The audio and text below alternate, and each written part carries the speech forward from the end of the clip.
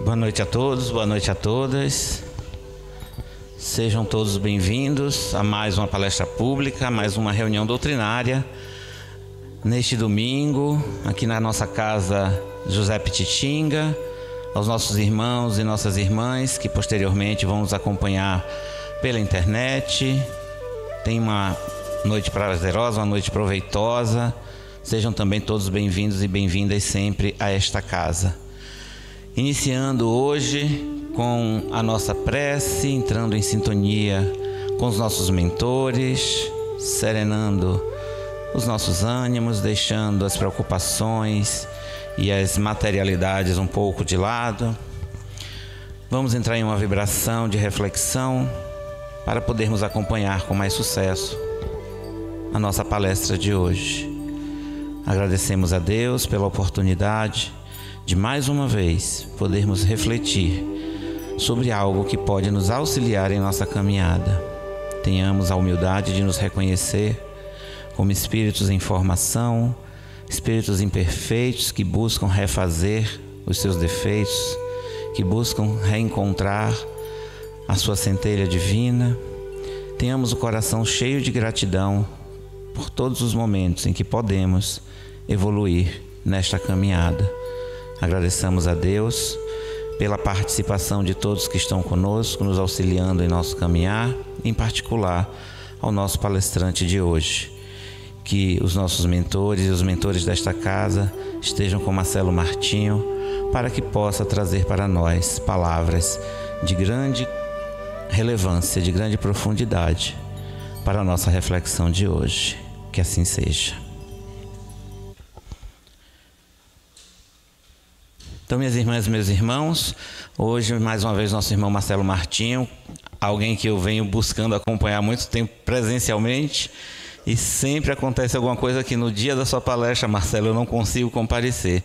Que bom que essa primeira vez estou aqui fazendo a mediação para você, seja muito bem-vindo, tá?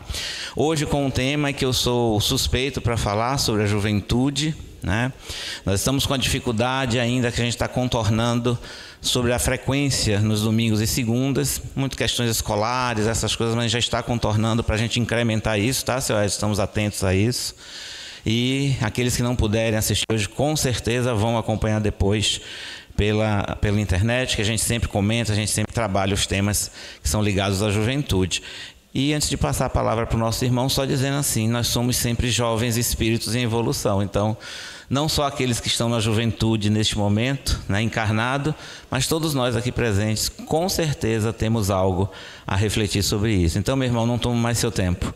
Por favor, seja bem-vindo, Marcelo Martinho, com o tema Juventude perante a Mediunidade.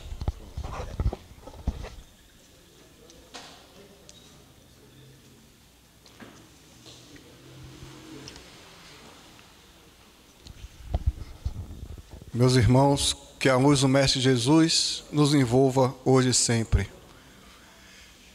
Conta-nos no Evangelho que na época da Páscoa, José e Maria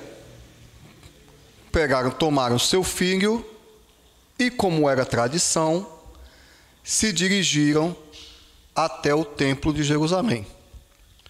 A Páscoa é a data festiva em que os judeus comemoravam e comemoram até hoje, a Pessá, a saída da escravidão do Egito. Então, era um programa de família, era quase como levar o filho para passear no shopping center, mas era mais grave do que isso, porque era um momento religioso de encontro com os parentes, onde todas as tribos de Israel se reuniam. E no meio da Páscoa, os meninos lá brincando, festejando com os pais, e Jesus some. Jesus então tinha 12 anos de idade. Jesus some, a mãe fica agoniada, procurando, provavelmente porque estava querendo apresentar Jesus para os primos, reunião em família, os rituais. Tem alguns rituais que são em praça, e aquela multidão. E Jesus some. quando Maria vai encontrar o filho dela de 12 anos, ele estava no templo de Jerusalém, pregando e discutindo com os doutores da lei. E a mãe disse: meu filho, você aqui é a Páscoa que você está fazendo aí. Ele disse: minha mãe, eu estou cuidando dos assuntos do meu pai. Agora, eu pergunto para vocês, se Jesus, que é o governador da terra, que é um espírito puro, um espírito redimido, que não tem nada a espiar, estava trabalhando para Deus com 12 anos de idade, adivinha quem mais precisa trabalhar para Deus desde os 12 anos de idade?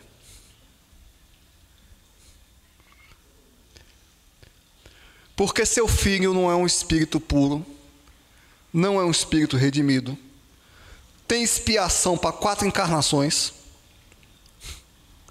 tem problema existencial para resolver. Eu tenho a impressão que seu filho tem mais necessidade de trabalhar para Deus do que Jesus.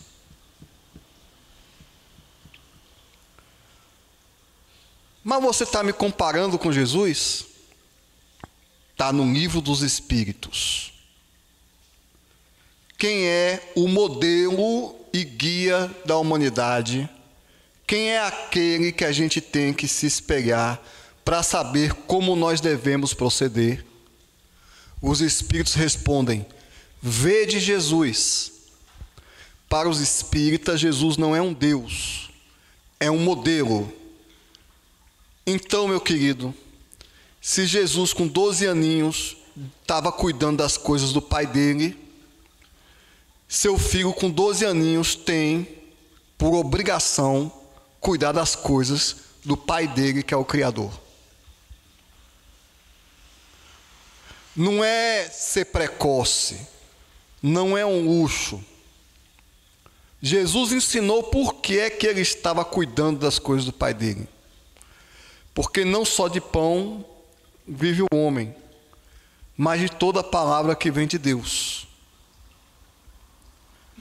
Se seu filho de 12 aninhos tiver café da manhã, almoço e janta, e não tiver o pão de Deus, ele vai ficar fortinho, estressado, desobediente, preguiçoso, depressivo. É por isso que Jesus estava lá trabalhando.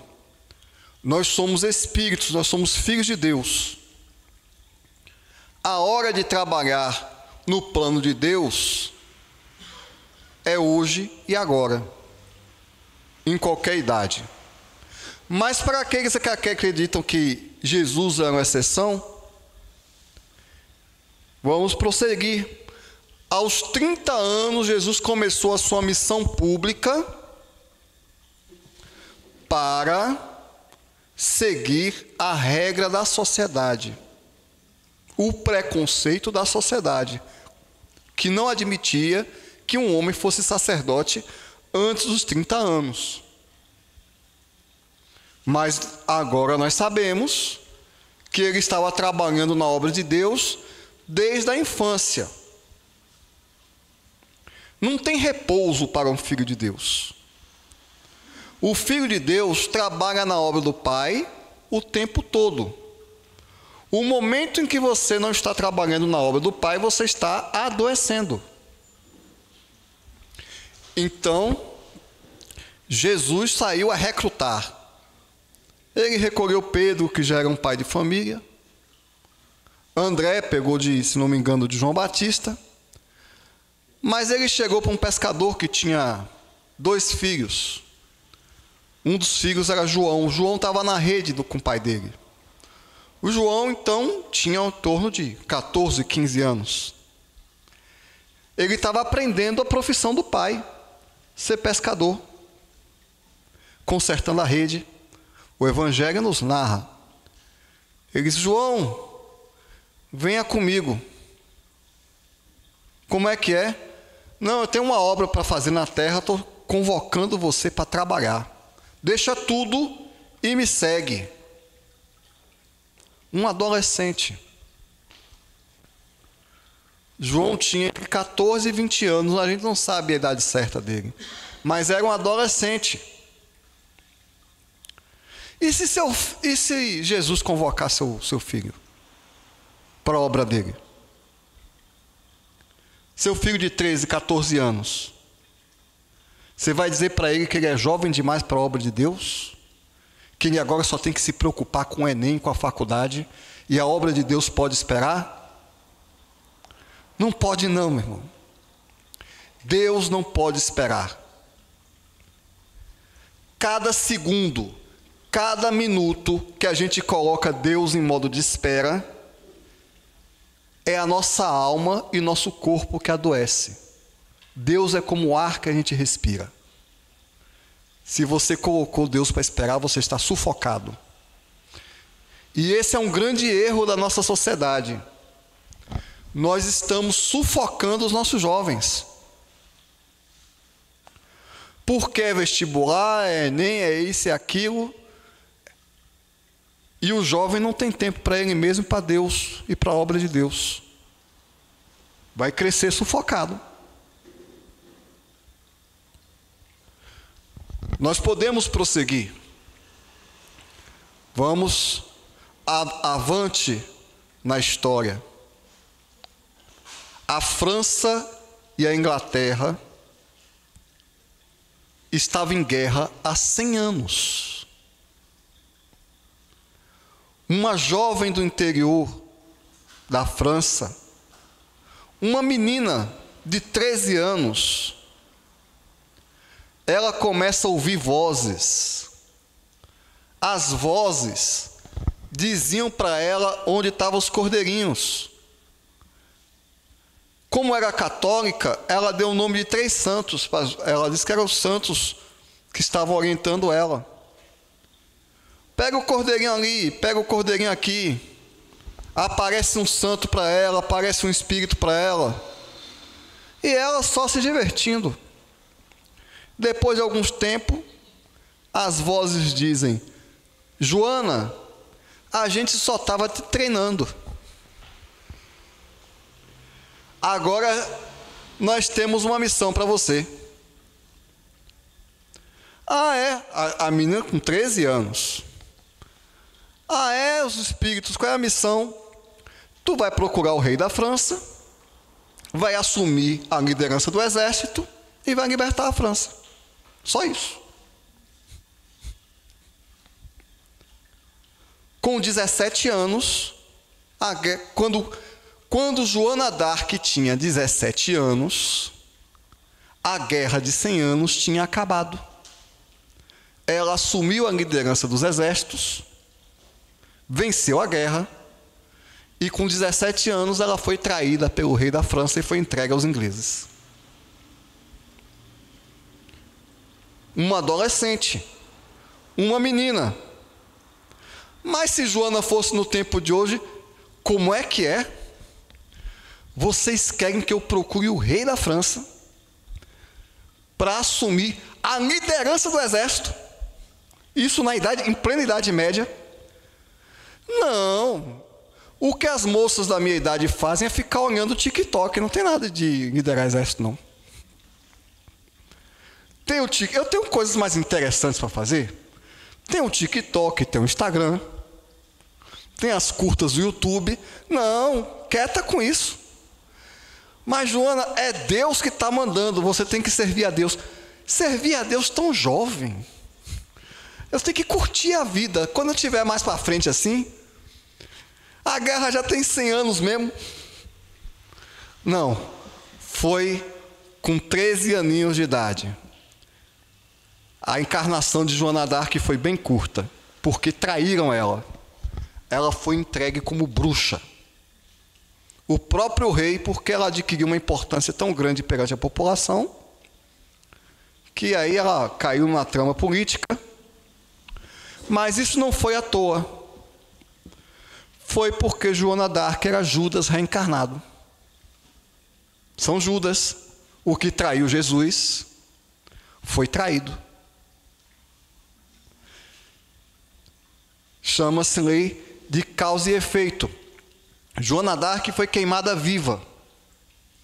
Só que tiveram que acender a fogueira 3 vezes, porque nas 2 primeiras o fogo se apagou sozinho. Mandaram ela confessar que ela era criminosa, negar as vozes. Ela disse: eu só confesso que Jesus é meu Senhor e entrego meu coração a Deus, e foi queimada viva orando, com 17 anos. Mas se fosse hoje, não, porque Joana d'Arc não podia liderar o exército, porque é trabalho infantil, né? Não pode botar uma menina de 14, 15 anos, o que é que o conselho tutelar vai pensar disso, né? Imagina. Mas Joana d'Arc é uma lenda.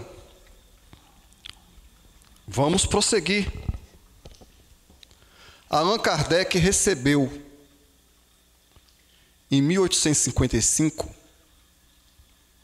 os cadernos do Sr. Baudin, das primeiras anotações mediúnicas que ele tinha, das primeiras perguntas que ele tinha feito aos espíritos. 2 anos depois, ele tinha escrito a primeira versão do Livro dos Espíritos, com 517 perguntas.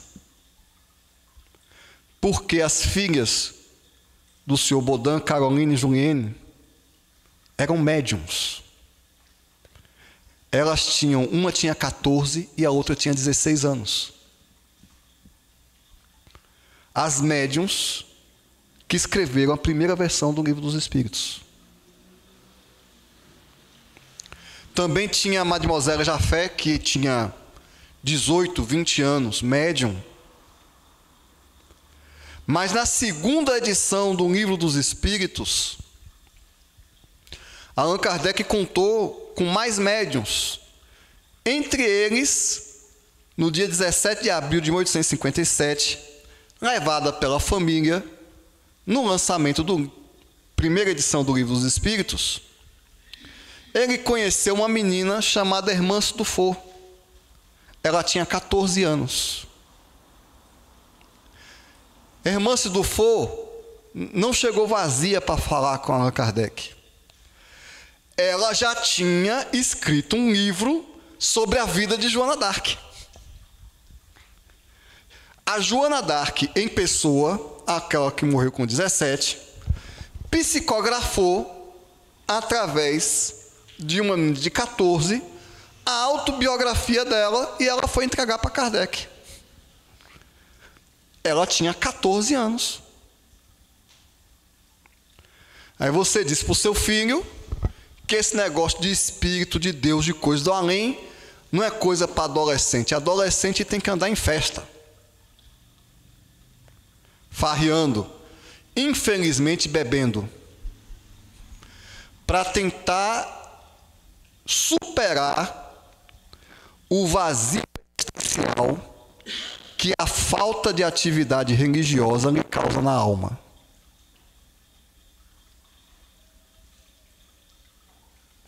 Nós podemos prosseguir. Chico Xavier. Chico Xavier começou a conversar com a mãe dele com 5 anos de idade. Com 5 anos, ele já via a mãe. E aí, nós podemos fazer um adendo de boa teoria espírita sobre a infância e a juventude. Nos primeiros 7 anos de vida, o nosso sistema nervoso nem está completo. Lembra que a criança nasce com moleira? Então, o espírito está semi-desencarnado. Tanto é que dorme muito. O espírito está muito desapegado do corpo. Então, quase toda criança tem amigo invisível, que os psicólogos acham que é fantasia. O problema é quando a fantasia começa a fazer revelações comprometedoras. Então é normal. A mediunidade na primeira infância é muito normal. É normal até, em muitos casos, lembrar da encarnação passada, dar flashes da encarnação passada. À medida que o corpo vai se formando e o espírito vai encaixando mais no corpo, ele vai se assenhorando da sua vida. Ele vai tomando personalidade nessa nova encarnação. O período que essa tomada de personalidade acontece é na adolescência. Então, a adolescência é o processo de completar a encarnação. Vocês vejam que a doutrina espírita explica tudo. É por isso que se fala que o adolescente está querendo encontrar o lugar dele neste mundo. Você sabe por quê? Porque o seu adolescente não é deste mundo. Seu adolescente se sente um peixe fora d'água porque ele é um peixe fora d'água. Porque nós somos peixes fora d'água. Nós não somos desse mundo. Nós somos espíritos. Então isso aqui é muito esquisito para a gente. A gente está lá no mundo espiritual, livre, e metem a gente dentro do corpo, a lei de Deus, né? E o corpo é novo. O cabra era bonitão na encarnação passada, o corpo desse aprontou demais, esse corpo não é tão bonitão assim. Aí já fica aquela crise. Ou a menina, o corpo não é do jeito que ela gostaria, porque ela não pôde mexer muito no planejamento do corpo dela, já nasceu revoltada. Ou então, o cara foi um imperador na encarnação passada, hoje é filho de um operário. Vem os traumas do passado. Ou então, o espírito pressente como vai ser a vida dele. Eita lasqueira, eu estou na terra. Vixe, eu tenho um monte de coisa para pagar. Agora o bicho vai pegar. Aí ele já está com medo do que vem pela frente, porque ele sabe que ele tem culpa no cartório. O momento em que o espírito tem que enfrentar tudo isso e vestir essa vida e tomar conta da sua vida e assumir e encarar o problema é na adolescência. Agora, nós temos uma visão, como em tudo no materialismo, muito limitada, né? A gente acha que ele está se encontrando porque ele está crescendo, porque é uma fase da vida. Não, ele está se encontrando porque ele está completando a reencarnação dele. E espírito nenhum gosta de reencarnar. E muitos de nós temos planejamentos muito duros a cumprir. Aí vem a culpa, vem a ansiedade. De onde é que vem a ansiedade do seu filho? Da encarnação passada e do planejamento reencarnatório. Ele sabe que ele tem uma programação, ele está com medo da programação. Ele está querendo fugir da programação. Vem a depressão, vem o conflito com os pais, porque ele está estressado. Ele está estressado com o pai dele, com a mãe dele, com a sociedade. Isso é o que ele transparece. Isso é o que a gente quer acreditar. Ele está estressado com a consciência dele, com os compromissos, com a programação. e frequentemente com os obsessores que estão cobrando.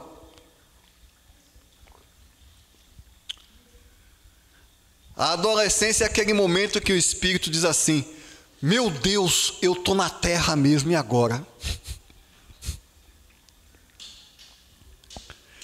Eu vou ter que encarar, não tem mais para onde fugir. E aí, literalmente, ele vai ter que pegar a cruz dele, meu irmão, botar nos ombros e seguir Jesus. Esse negócio de pegar a sua cruz e botar nos ombros é tenso. E o que é que a gente faz com nossas crianças e adolescentes? Na hora que ele mais precisa de Deus, na hora que ele mais precisa estar enquadrado no trabalho cristão, que ele tem que se habituar à disciplina da caridade, do estudo e da oração, a gente resolve que não. O importante agora é ganhar dinheiro, é se definir profissionalmente. Depois a gente vê o resto.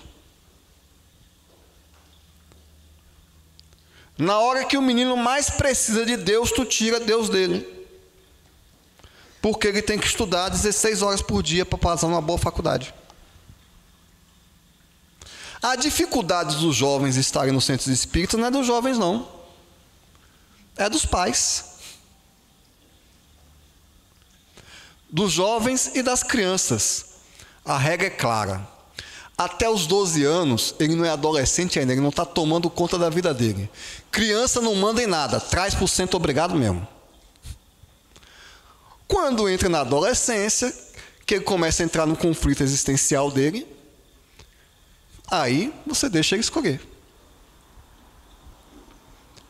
Mas tem que educar o menino no trabalho, na oração e no estudo, desde a gravidez. A mesma rotina de trabalhador espírita que você precisa, seu filho precisa, senão ele adoece. Em qualquer momento em que o ser humano resolver que ele tem que abandonar a rotina espiritual dele, porque tem uns problemas na vida dele, eu já passei por isso. Eu não resolvi meus problemas e ainda fiquei perturbado. Aí eu voltei às minhas atividades. E eu não era adolescente, já era adulto. Imagine um adolescente que já é perturbado por natureza. A perturbação que segue a reencarnação. Jesus disse no Evangelho: procureis o reino de Deus e a sua justiça, e o resto lhe virá por acréscimo. Deus primeiro. A mesma rotina de trabalhador espírita que papai tem, filhinho tem que ter também. Porque trabalhar para Jesus é o dever do cristão em cada hausto de respiração que ele dá. Volto a dizer, por quê? É por obrigação religiosa? Não. É por alimentação psíquica. Nós somos filhos de Deus. Os filhos de Deus se alimentam de Deus. Se você não deixar sua criança se alimentar de Deus, ela vai ficar desnutrida, do pior tipo de desnutrição que existe, desnutrição psíquica. E aí ela vai se drogar para superar a angústia existencial. Fumo, álcool, festas ou coisas piores. Mas então, como é comum em muitos casos, Chico Xavier manifestou a sua mediunidade com 5 anos. Na adolescência sofreu pra caramba porque o padre queria exorcizar e tirar o espírito. Diz que mandaram ele carregar uma pedra em cima da cabeça, para ver se o demônio saía do corpo dele. Conclusão: aos 21 anos, o Chico Xavier escreveu seu primeiro livro, Parnaso de Além Túmulo. Uma obra fantástica, psicografada por 50 espíritos. Com 21 aninhos. Os casos continuam. Ivone do Amaral Pereira, grande médium. Ivone teve uma crise de quase morte com 1 ano de idade. Ela chegou a ser sepultada, colocaram ela no caixão. Quando ela estava dentro do caixão, ela acordou. Fenômeno de catalepsia. Problemática, né? Aliás, nossos filhos são espíritos, então os problemas eclodem desde a infância. Para nosso espanto, a gente percebe que existem crianças obsediadas. Porque por mais que a misericórdia divina permita que a mãe ache que o filho dela é um anjinho, ele não é um anjinho. Sinto lhe informar. Seu filho não é um anjinho. E se você não colocar ele na oração, no estudo e na caridade, ele vai virar o capeta em pessoa. Depois não diga que eu avisei. Menina, desde criança, quando o espírito é maleável. Ivone teve um direcionamento espírita. Com 12 anos, ela já estava estudando o livro dos Espíritos. E antes dos 18, ela já estava na rotina mediúnica dela no centro espírita. Porque tem essa questão, esse preconceito, até às vezes no meio espírita, de achar que um adolescente não pode ser trabalhador, que não pode ser médium. As irmãs do fogo, as irmãs Bodin, irmãs do fogo, foram médios no livro dos Espíritos em plena adolescência. Vai ter os conflitos da idade, que é o estágio reencarnatório, mas eu acabei de dar o currículo aqui. Com 17 anos, Joana d'Arc já tinha libertado o país dela. Aí você acha que seu adolescente não tem capacidade para fazer uma palestra? Muitos começaram? Eu comecei com 16 anos. E na verdade eu só não me fico depressivo quando eu lembro de Joana d'Arc, porque eu lembro de Kardec. Kardec conheceu o Espiritismo com 50 anos. Então Kardec se tornou espírita na idade que eu tenho hoje. Então eu ainda tenho muito tempo para realizar alguma coisa interessante na vida. Para quem acha que tem 50, 60 anos, que já passou o seu tempo, eu lembro isso para um amigo meu. Ah, eu sou um fracassado. O que é que eu vou fazer da minha vida agora? Nada funcionou na minha vida. Eu digo, meu irmão, Kardec se tornou espírita na idade que você tem. Então, e para completar, Divaldo desencarnou com 98 anos. 2 meses antes dele desencarnar, eu ouvi uma palestra dele que me deixou de queixo caído. Como é que aquele velhinho de 98 anos lembra da história de Israel, da geografia de Israel, da Bíblia, e passa 2 horas falando? Para o espírito não tem idade. O espírito não tem idade.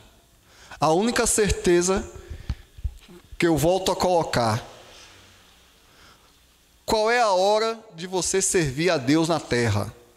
Você está respirando, a hora é agora. É dever do Filho de Deus que quer se iluminar, que quer manter a sua conexão com o Pai, trabalhar para o Pai em todos os momentos da sua vida, em qualquer situação. Aliás, o histórico continua. Divaldo Franco também teve aflorada a sua mediunidade na infância. Ele tinha uns amigos invisíveis, que alguns psicólogos dizem que é a fantasia da criança. Deixa a criança fantasiar. Ah, minha mãe, tem uma senhora falando aqui comigo.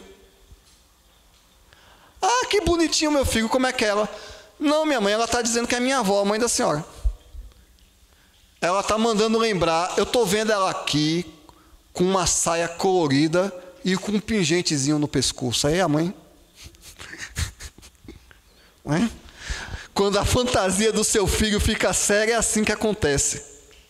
Ou como tem um dos casos de Ian Stevenson, que o menino de 5 anos estava recebendo uma bronca pesada do pai e disse para ele: quando eu era seu pai e você era pequeno, eu não fazia isso com você. Como é que é? Eu sou seu pai. Inclusive, sabe a minha arma que você não sabe onde está? Ela está lá naquele guarda-roupa ali atrás, aquele negócio ali, a arma que eu usava quando eu era seu pai. Porque ele era policial. Que nem... E eu já vi casos aqui na Bahia que o menino falou isso pro avô. A menina, uns 10 anos, ela virou pro avô e perguntou: meu avô, por que você está velho? Ela não estava atinando bem. Porque a última vez que eu te vi, você estava novo. É porque era a avó dele. Só que ela não tinha noção do que estava falando. Ela estava estranhando a velhice do avô, porque a imagem que ela tinha dele como filho, ou como neto, eu não lembro bem, era de uma criança. Perguntou: por que você envelheceu? Estranhando. Isso foi com um amigo meu, que é presidente de um centro espírita. Se manifesta. E dá-lhe Divaldo tomar surra porque está falando com os espíritos. E o pai reclamando. E a assombração. É outro problema também. A ignorância cobra seu preço, né? Faz parte da nossa programação reencarnatória. Os jovens estão aí mediunizados, muitas vezes obsediados, e os pais estão completamente alheios a todo o processo e achando que o que vai resolver é um psicólogo e uma viagem, não sei para onde, para não relaxar. Porque não entendem, como aquele livro de Richard Simonet, nossos filhos são espíritos. E hoje, mais do que nunca, porque à medida em que a humanidade evolui, o amadurecimento, a informação, o poder, as tentações. Hoje você não consegue mais isolar seu filho do mundo. Você não consegue fazer com que seu filho não veja um mau exemplo. As piores coisas do mundo estão a um clique de distância. O menino vê, nem que seja por curiosidade. Estão a um clique de distância e estão sendo jogadas na cara dele o tempo todo. A perversidade, o erotismo, a desonestidade, tudo que você procuraria proteger seu filho, não tem hoje mais como você dizer: não, eu vou controlar os programas de televisão que ele vai assistir. Botou um celular na mão de um menino, já era. Controle os celulares de suas crianças, viu? Pelo amor de Deus. Mas com o crescimento não tem como controlar. É um nível de informação muito grande, que faz parte do processo executivo, o processo evolutivo da humanidade. Não existe mais criança inocente, no sentido de ignorância. Você acha que alguma criança acredita que veio de uma cegonha? Né? Qual é a criança que não sabe o que é sexo? Como é reprodução? Quantas crianças acreditam em Papai Noel? Que vai chegar no trenó? Perguntaram para um menino: não, eu acredito em Papai Noel, eu sei que ele existe. Como é que você sabe? Papai Noel é o cartão de crédito do papai. Então, com esse monte de informação e de tentação que os jovens, desde a infância, são bombardeados, que antigamente a gente podia proteger. Qual é a proteção que a gente pode dar? O exemplo do pai e da mãe. O mundo todo está errado, mas meu pai é um exemplo de virtude. Às vezes não, né? Mas deveria. Mas minha mãe, eu confio no exemplo da minha mãe. Não é o que a minha mãe fala. Porque minha mãe está dizendo para eu proceder correto, mas tem 10 pessoas falando para eu fazer errado. É o que minha mãe testemunha. Mas para seguir o exemplo da mãe, essa é o cerne da questão que a gente vai colocar. O menino precisa de força espiritual. Como é que o menino vai ter força espiritual? Você dando bronca nele? Dizendo: meu filho, não faça? Não. O menino só vai ser força espiritual fazendo o que todo cristão tem que fazer para ter força espiritual. O menino tem que orar todo dia. O menino tem que estudar o evangelho todo dia. O menino tem que ir para a rua fazer caridade. Como eu ia na minha adolescência fazer campanha do quilo. Eu acho que hoje em dia esse negócio de campanha do quilo caiu de moda, mas existem outras formas de fazer caridade. Você não tem que trabalhar na caridade, seu menino também tem que trabalhar na caridade. Seu menino tem que ir na favela ver quem vive pior que ele. Tem que aprender a fazer serviço voluntário. E se for espírita, é de muito bom ouvido que vá no centro espírita, na juventude espírita, para estudar. Ou no ESD. Seu menino, mais do que você, precisa fazer tudo o que você faz espiritualmente, porque você está mais maduro, mais calejado, e ainda assim recebe as bombas e fraqueja. Agora você vai deixar o seu adolescente desprotegido e vai dizer para ele que uma criança de 15 anos, criança, né? Porque para a mãe não pode participar de uma reunião mediúnica. Pode sim, dentro do parâmetro disciplinar espírita.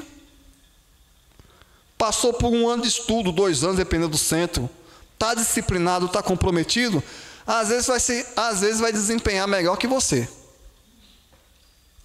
Você não sabe o nível evolutivo do garoto. Porque, como diz Allan Kardec no Evangelho segundo o Espiritismo, existem adultos com ampla bagagem cultural que não entendem espiritismo. E existem crianças recém-entradas na adolescência, jovens, que entendem o espiritismo. Porque para entender o espiritismo é necessário o desenvolvimento do senso moral. E às vezes seu jovem tem mais senso moral do que o pai dele. E às vezes você tem que dar para o jovem responsabilidades condignas com o planejamento reencarnatório dele. Sinto você ter o dobro da idade dele. Se ele nasceu para falar, tu tem que botar ele para falar. Com 15, 16, 17 anos. Que absurdo! O menino veio de uma programação reencarnatória, já é pregador de diversas encarnações. Ele quer trabalhar, deixa o menino trabalhar. O espírito precisa trabalhar. A programação de trabalho é a mesma. Qual é a diferença? Por fim, qual é a diferença entre um jovem e um adulto? Somente o momento reencarnatório por que ele está passando. A única diferença é essa. Fora isso, todo mundo é espírito, do mesmo jeito. Ele está passando por um momento reencarnatório problemático. Mas nós somos problemáticos a vida toda. Mais problemático. Tem uns tais, uns hormônios e tem um susto de estar reencarnando. Então, você vai ter que ter paciência com ele, que ele está assustado. Ele também, frequentemente, porque Deus é sábio em tudo. O espírito no início da encarnação, ele está assustado, mas ele também está mais esperançado. E frequentemente os ideais vão morrendo à medida que a gente vai tomando pancada. E o jovem que acabou de reencarnar, está cheio de planos e não tomou muitas pancadas ainda, ele vem com o ideal puro, do jeito que ele trouxe do plano espiritual. Antes de ser tomado pelo medo e pelo cinismo. A gente tem que valorizar isso. Quando a gente já está cansado de apanhar, vem um jovem cheio de gás, pronto para enfrentar tudo e realizar tudo que a gente deixou de acreditar. Não, você é ingênuo, as coisas não são assim não. E desse conflito e dessa sinergia entre o espírito que acabou de reencarnar e está cheio de gás e o espírito que está mais maduro e que às vezes está com a mão no freio um pouquinho, é que nasce a sabedoria. Se tiver só idosos na sociedade, nós não teremos uma sociedade sábia. Porque a gente precisa dos espíritos que estão reencarnando fresquinhos, cheios da energia que eles trazem no plano espiritual, dos ideais. A palavra certa é do entusiasmo, que frequentemente o mais idoso é mais sofrido, não tem tanto entusiasmo quanto o jovem, mas ele tem experiência, o que faz uma complementariedade perfeita. A obra de Deus é perfeita. A gente é que não enxerga a perfeição. Cada fase da vida tem uma função e elas se complementam. A gente tem que ensinar aos nossos jovens, algo perdido na nossa cultura, a importância que o idoso tem na vida dele. Porque ele vem com ímpeto e o idoso vem com a experiência. Mas o idoso precisa do ímpeto do jovem, do entusiasmo ingênuo do jovem. Isso forma a sinergia perfeita do nosso plano evolutivo. Então, quando as pessoas mais velhas se negam a dar espaço para as mais novas, eles estão também perdendo uma energia evolutiva que Deus está trazendo na vida deles. Imagine uma sociedade sem crianças, insuportável. Eu olho para uma criança, eu estou aqui cansado assim, sem muita vontade de ir para a academia, de repente aparece um menino. Ele corre de lá para cá, de cá para lá, corre sim, corre lá atrás. Digo, rapaz, que é isso? E sobe, e quebra, e bagunça, e corre. Isso é energia vital. E essa inquietação é o quê? Porque ele quer fazer um monte de coisa. A gente precisa disso. É uma sinergia. É um complemento. É um casamento perfeito. Mas em qualquer fase da vida, em qualquer gênero, qualquer idade, qualquer momento, eu volto a dizer, nós somos filhos de Deus e precisamos trabalhar na obra do Pai o tempo inteiro.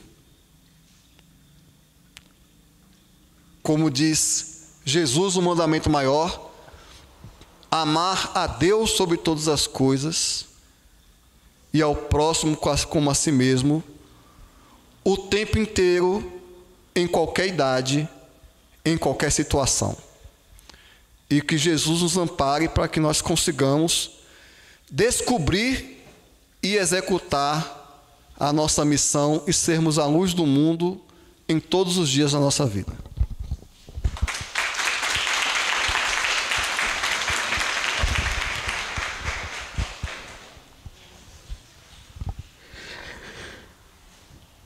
Só tenho a agradecer. Falta palavra para dizer mais que isso. E já aviso que assim que a gente terminar a palestra, vai estar o dever de casa para a juventude que não veio. Semana que vem, no próximo encontro, a gente vai bater um papinho sobre sua palestra. Marcelo, muito grato por tudo que você trouxe para a gente hoje, né? Muito grato mesmo. Fiquei feliz nesse primeiro momento de ser uma palestra tão intensa e poder estar pessoalmente aqui contigo. Vamos aos avisos? Sorteio primeiro? Então vamos lá. Até que número, gente, aí atrás? 42. Marcelo, escolhe um número de 1 a 42. Número 30.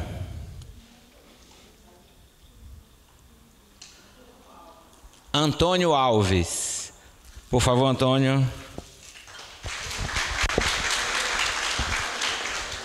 Missão do homem inteligente na terra, que traga bom proveito para o seu crescimento, irmão.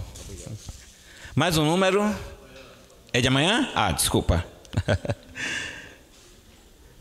Vamos lá, então. Nosso encontro de amanhã, encontro com Jesus, a palestra pública. Nem todos os que dizem Senhor, Senhor, entrarão no reino dos céus. Evangelho segundo o Espiritismo, capítulo 18, com nossa irmã Marileide. E a mediadora amanhã é uma das nossas jovens, Mariana Vaz, estará aqui conosco fazendo a mediação. Incentivando aí todo mundo se cadastrar no Nota Premiada, né? A gente vê depois direitinho, quem tiver dúvida pode perguntar ao pessoal da diretoria. É muito fácil o cadastro, entra no site, faz lá a escolha, preenche seus dados, escolhe a instituição José Pititinga e depois é só lembrar, né? Que a gente às vezes vai passando a idade e vai esquecendo de dar o CPF na hora da compra. Mas depois de cadastrar, cada comprinha dá o CPF e a ajuda já vem e você já fica concorrendo aos prêmios. Concorre a prêmios e faz a caridade que é devida para todos nós, que é esperada de todos nós.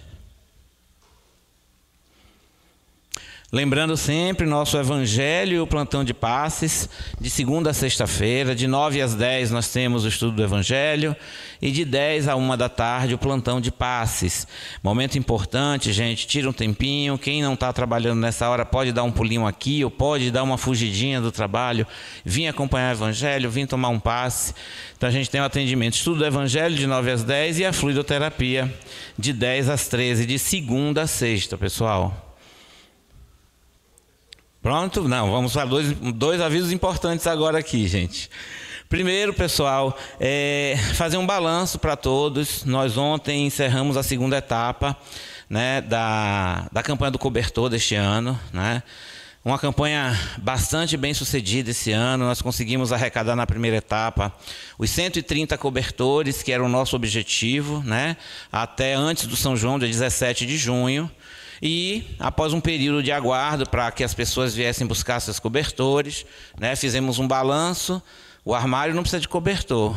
Analisamos direitinho aquela quantidade que estava ali, juntamos com as doações da segunda etapa e no total foram distribuídos 155 cobertores, né? Ontem nós fomos até a comunidade do Irmã Dulce, né, e levamos a quantidade remanescente da primeira etapa e mais o que foi arrecadado na segunda etapa e levamos 60 cobertores para a comunidade do Irmã Dulce, para ser distribuído agora entre as pessoas que estão, né, fora aqui da casa, que não frequentam aqui.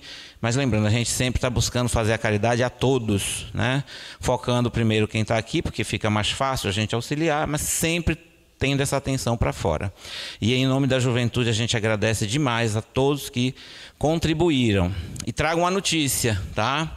A juventude, seu Edson, também está de primeira mão para seu Edson, decidiu tornar a campanha do cobertor permanente, no sentido de arrecadarmos durante todo o ano doações de cobertores para facilitar e tentar aumentar a quantidade de pessoas atendidas.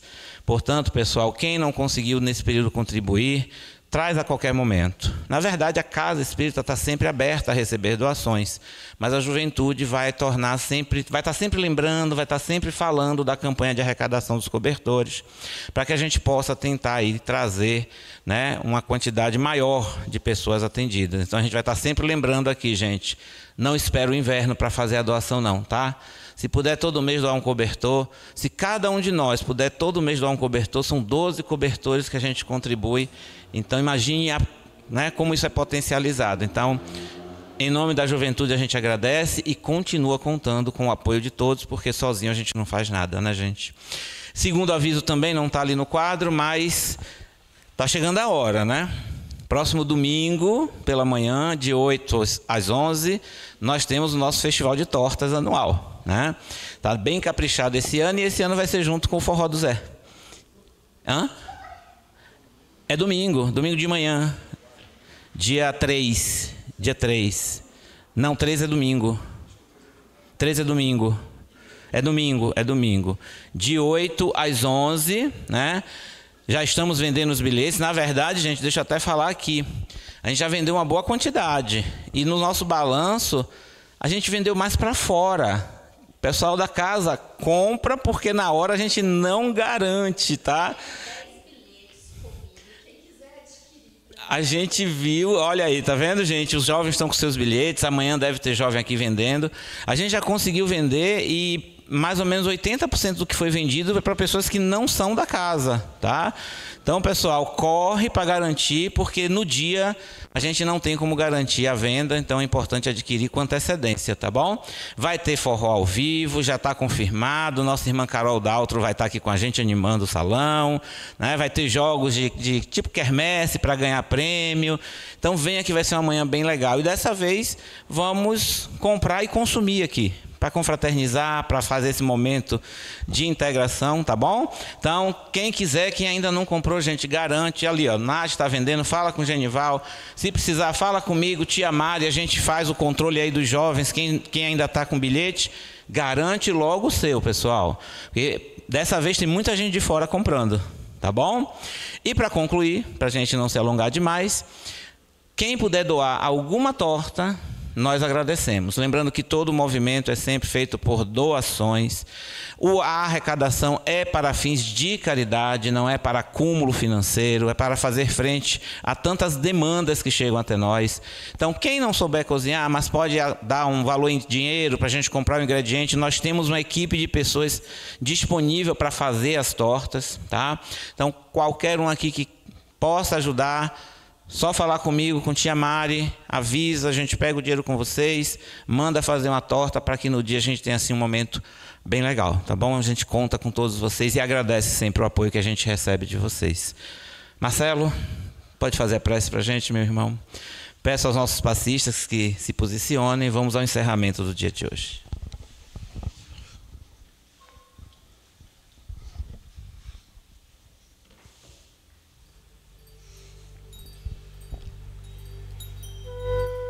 Deus Todo-Poderoso, nosso Pai, manda seus emissários agora energizar as pessoas que estão aqui, para que nós que estamos encarnados, mergulhados nos fluidos grosseiros da matéria, possamos sentir um pouco que seja as energias do infinito. Que nessa psicosfera aqui presente, as pessoas consigam se elevar acima de suas preocupações cotidianas em direção à eternidade. Senhor Jesus, alimenta-nos com a fé e esperança vinda dos planos superiores. Ampara-nos em nossas fraquezas ancestrais com o ideal divino do seu Evangelho. Sustenta nossas dores com o exemplo da sua resignação diante da cruz. Revela-nos a nossa essência íntima. e faz de cada um aqui instrumentos da tua paz e a luz do mundo. Que assim seja.